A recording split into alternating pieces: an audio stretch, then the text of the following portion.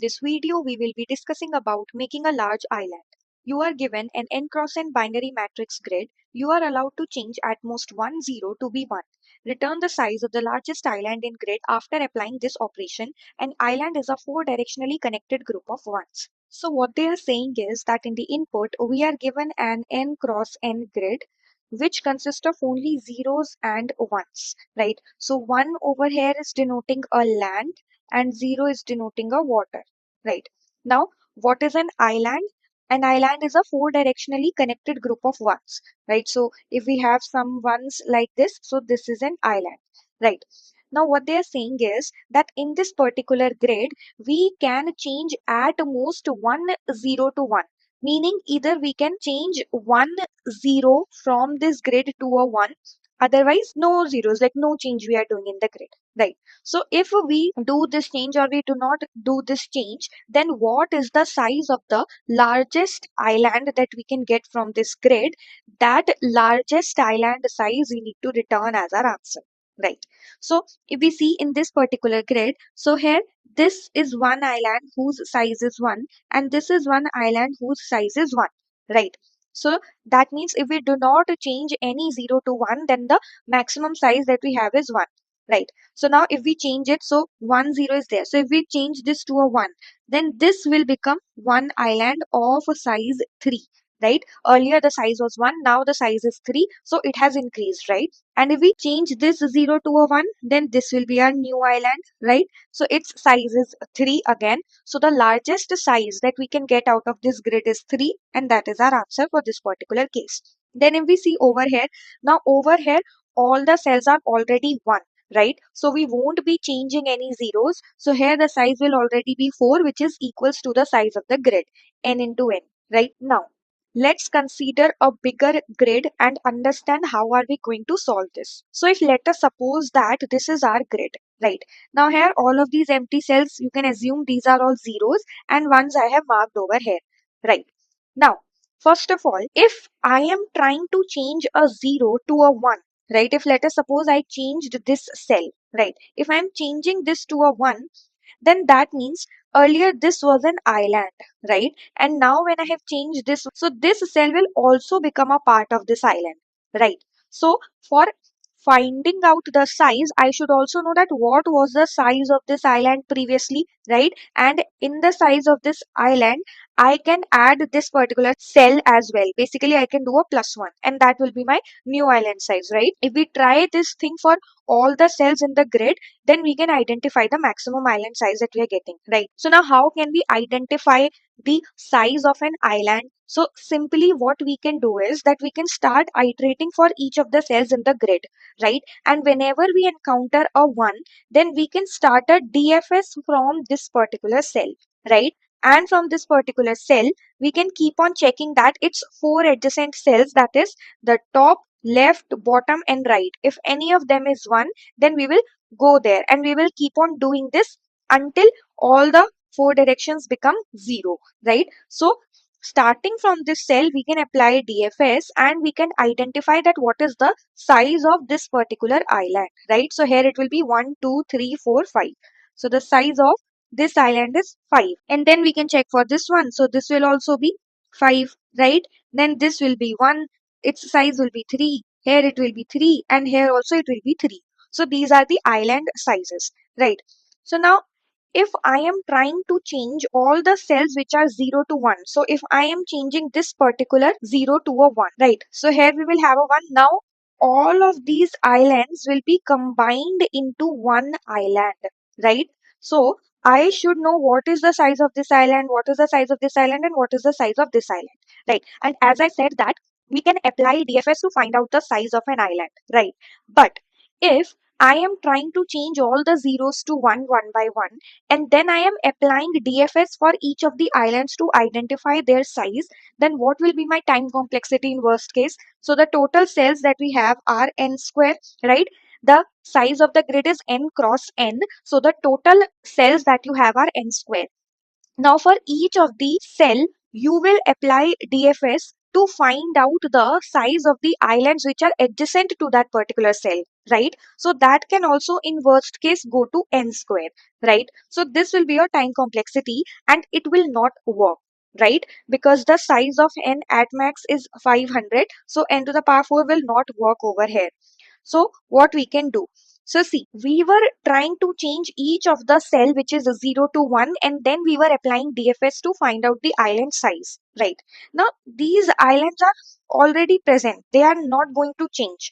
We are just changing zeros to 1 and then identifying the sizes, right? So in this n square into n square, this particular thing we can pre-compute, right? We can do some pre-computation that we can store that the size of this particular island was 5, the size of this island was 5, the size of this island was 3, and so on.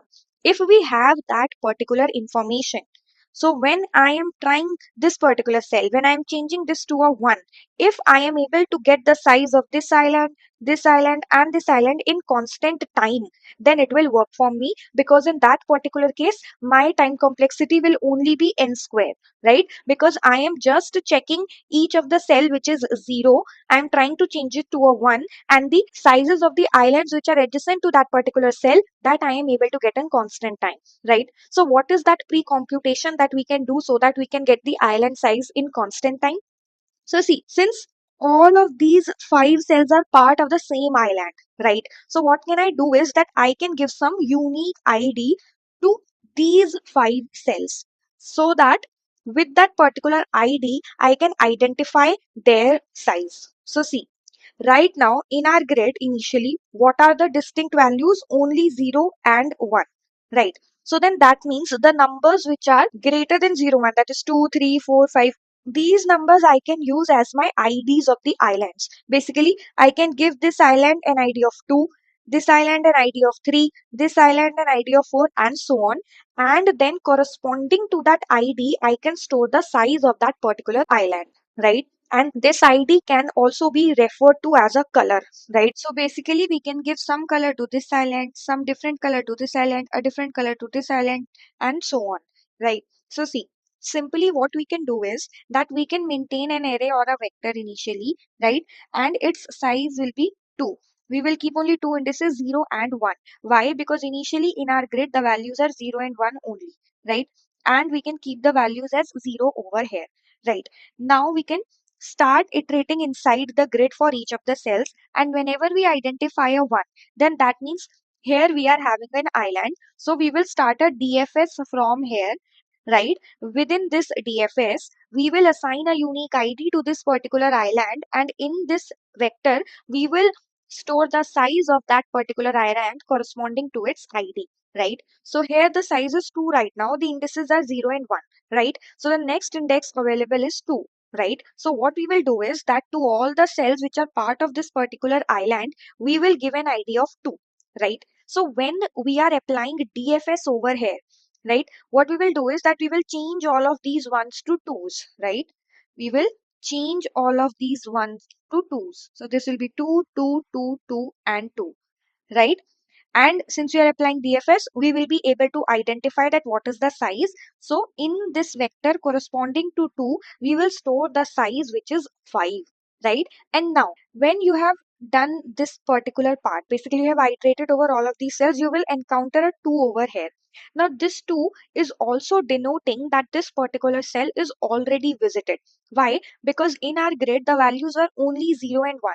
So if any of the cell is having any value other than 0 and 1, then that means it is already visited. So we will skip this. We will not apply DFS for this cell, right? So next we will apply DFS for this particular cell, right? So right now the next index that is available to us is 3, right? Next index is 3. So we will give an ID of 3 over here, right? And its size is 1. Then we will check for this particular island. So the next index that is available to us is 4. So we will give an ID of 4 to all of these ones. So this will be 4, 4, 4, 4, 4, and the size is 5. So we will store a 5 over here. Next index is 5. So this 5 we can give to this particular island. So 5, 5, 5, and its size is 3. We will store over here.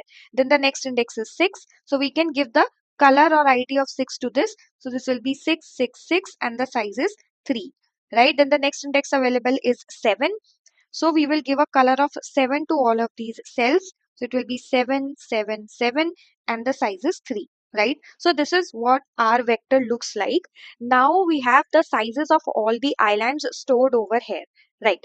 Now what we can simply do is that once we have populated this particular vector, we will start iterating for each of the cells in our grid and we will try changing it to a 1, right? So basically, wherever in this grid we have a 0, we will change that to a 1, and then we will check that what is the new island size that we are getting, right? So if let us suppose you are at this particular cell and you are changing it to 1.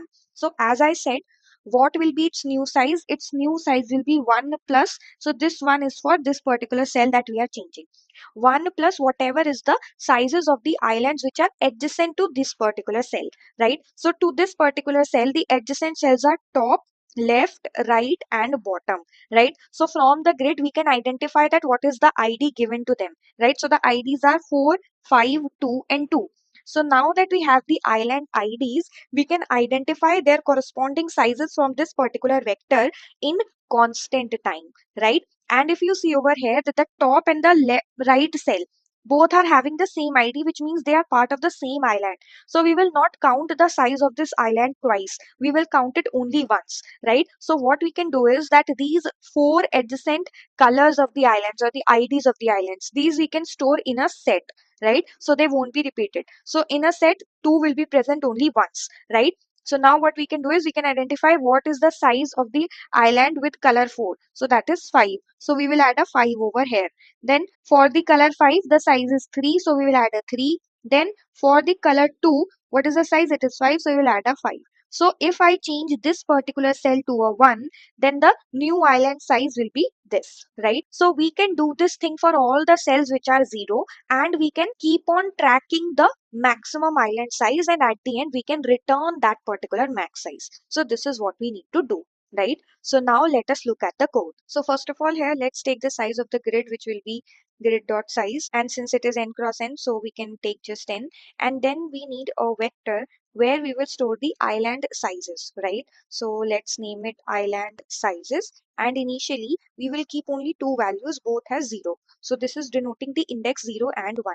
See, basically we do not actually need 0 and 1, but because the indexing will start from 0 only, that is why we need to do this. So this is our vector, and then we will take a variable max size and we will initialize it with 0. So basically this is the answer which will be returning, right? Now what we need to do is that we need to update the island sizes, right? So for each of the cells, we will check if it is 1 and we will apply DFS, right? So what we will do is we will do for int I equals to 0, I less than n, I plus plus, and then inside this for int j equals to 0, j less than n, and then j plus plus, right? Now inside this we need to check that if in the grid at index I comma j, if this is equals to 1, only then we will be applying the DFS, right? And that DFS will return us the size of this particular island, right? And when it has returned us the size, we will push it into the island sizes, right? So basically for the first time when it will happen, at that time, what is the size of this vector? It is 2, right? So the indexes are 0 and 1. So it will push it and the size of this island will be present at the index 2, right? So that is why here we can simply do island sizes dot pushback, and then inside this we will call our DFS. In this DFS we will pass our I comma j. Along with it we need to pass the color or the ID that we want to give to this particular island, right? And that color or ID will be island sizes dot size, right? So right now the size is 2. So to the first island, we will assign the ID of 2, then 3, then 4, and so on, right? And then we need to pass the grid. So this is what we will do. So now let's create this DFS function over here. So this is going to return us an integer, which will be the size. It is receiving the row, then it is receiving the column, then it is receiving the color, and then it is receiving the grid, right? So now inside this for DFS, what will be our base condition? That if the row becomes less than 0, or the column becomes less than 0, or row becomes greater than or equals to grid dot size, or column becomes greater than equals to grid of 0 dot size, or the value which is present in the grid at row comma column, that also we need to check. If it is not equals to 1, then also we will return, right? So in all of these cases we will return a 0, right? If the value is 1, only then we will proceed further, right? Now, it is not mandatory to apply DFS. We can also apply BFS to find out the size of the island, right? So now here, what we will do is that we want to assign this particular color, right? So in the grid, at this particular index row comma column, we will give this particular color, right? And then we need to identify the size of the island. So for that, what we can simply do is that return one plus. So this one is for the current cell, that is row comma column. And then in this, we will add the size, whatever we are getting from the four adjacent cells, right? So we will apply DFS first for the below, basically for the bottom. So row plus 1, comma column, comma color, comma grid. And then we will add DFS of row minus 1, basically top, and then column, and then color, and then grid, right? And then we will add DFS row, comma column plus 1, then color, then grid, and then we will add DFS of row, comma column minus 1, comma color, comma grid, right? So with this, we will be able to identify the size of the island. So once we have done this, in the island sizes vector, we have the sizes of all the islands, and in the grid, we have updated the color of all the islands as well, right? So actually, it is not recommended to change the input directly, but you can also take a copy of this grid and update that, right?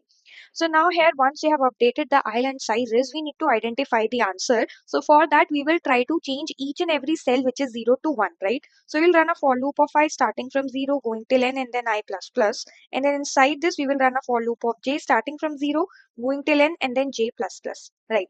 Now inside this, we need to check that if in the grid at the index I comma j, is it a 0? If it is 0, only then we can change it to 1, right? So now here we will create an unordered set, right, for storing the colors that we have given. So let's name it neighbors, and initially it will be empty, right? Now we need to check the four adjacent cells. So for that, there will be two conditions. One is that it should be within the bounds and the value should be greater than 1. So basically, we can check that if I plus 1 is less than n, and in the grid at the index I plus 1 comma j, the value is greater than 1. If this is the case, then in the neighbor, we will insert this particular value, I plus 1 comma j, right? Then we will check that if I minus 1 is greater than equals to 0, and in the grid at the index I minus 1 comma j, the value is greater than 1, then in the neighbor, we will insert this value which is at the index I minus 1 comma j, right? Then we will check that if j plus 1 is less than n, and in the grid at the index I comma j plus 1, the value is greater than 1, then in the neighbor, we will insert this particular value which is I comma j plus 1, right? And then we need to check that if j minus 1 is greater than equals to 0, and the value at the index I comma j minus 1 is greater than 1, then in the neighbor, we will insert grid of I comma j minus 1, right? So with this, in our set, which is this neighbor, we will have the ID or the color of all the adjacent islands, right? So now what we can do is that we will try to identify the new size of the island, right? So we'll take a variable new size, we can initialize it to 1. So this one is for this particular cell, right? We are changing this 0 to 1. So this one is for that, right? And then what we can do is we'll do for int color in neighbor. So this will give us the color of that island. So in the new size, we can add island sizes of color, right? So basically, whatever is the size of that particular island, that we will add in the new size. And then here in the max size, we will update it to the maximum of max size comma the new size, right? And then over here, we will return the max size. But now there is one condition that you need to keep in mind. So when in our grid, when all the cells are having a value as 1, in that particular case, what should be our answer? Our answer should be n into n, basically the number of cells in the grid, right? So now when all the values are 1, basically the value in all the cells are 1. So what will happen is that this if condition will never become true, right? So we will never come inside this, right? So initially the max size is assigned to 0. So if we will directly return max size from here, so in that particular case, it will return us a 0. but that is not 0. That is actually equals to the number of cells, right? So here, while returning, we will check that if the max size is equals to 0, then that means all the cells in the grid were having a value as 1. So in that particular case, we will return n into n. Otherwise, we will return the max size, right? Now let's try to run this. So now here if you will see, we are running a for loop n cross n times, and then here we are applying DFS, right? Although we are applying DFS, but each of the cell is being visited only once, because here we have a condition that if the value is 1, only then we will visit it, right? So technically this will run only n cross n time, right? Then here also it is running n cross n times, and all of these are constant operations. So we can say that the time complexity over here is n cross n. And if we talk about the space complexity, so basically here we are applying DFS, right? So our recursion call stack will take some space. So if the entire grid is a single island, in that case, the size of that recursion stack will be n cross n, right? And then here we have taken this unordered set. So now its size will always be at max 4, right? So basically we can conclude that the space complexity will also be n cross n, right? So let's submit this now. So it got accepted. Thank you so much for watching. Please like the video and subscribe our channel.